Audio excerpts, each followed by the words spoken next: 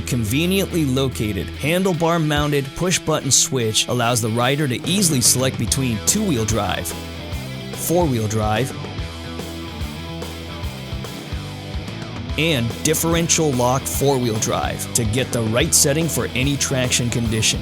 When in four-wheel drive mode, the KingQuad's compact torque-sensing, limited-slip front differential helps deliver more traction with light steering effort. When selecting four-wheel drive differential lock mode, you are ready for some serious four-wheel drive action. Locking the front differential allows all four wheels to apply the maximum torque available, helping you conquer the toughest terrain. The override switch is located on the left handlebar control, allowing easy operation while in reverse or in diff lock mode. When the override switch is pressed, the reverse RPM limiter and the diff lock RPM limiter are canceled, allowing the rider full engine power.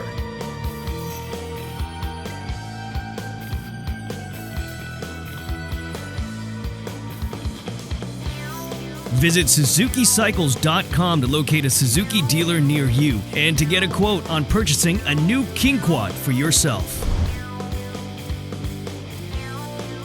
Suzuki, way of life.